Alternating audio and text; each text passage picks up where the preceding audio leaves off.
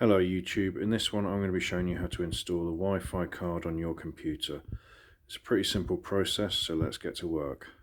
The Wi-Fi card I have in question is the TP-Link 300 megabytes per second wireless N PCI Express adapter. The first thing you want to do is shut down your PC completely and then disconnect it from any mains power source.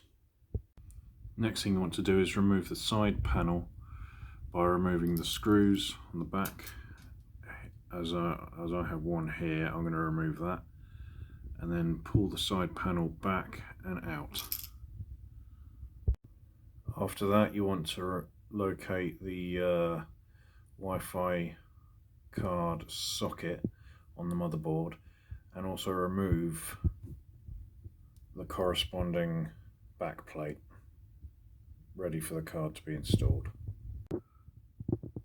Once you've removed one of the rear face plates, locate the PCI Express socket. It should be one of the small ones. It will be one of the small ones, not this large one here, but one of these three.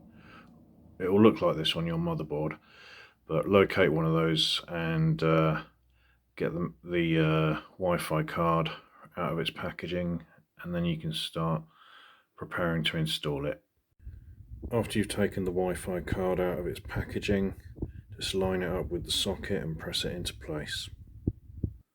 Once you've done that, it's time to put the side panel back on. And don't forget, if you have one of these doors here, to close that also. Then just screw the antenna into the screw threads on the back of the Wi-Fi card, here and here. Now what you want to do is replace the side panel, connect everything back up, boot up the PC and put in the mini disc that came with your adapter. Now all that's left to do is to put in the CD that came with your wireless adapter and follow the prompts to install the adapter's drivers. I've already done that, so I hope this helped, and I'll see you in the next one. Thanks.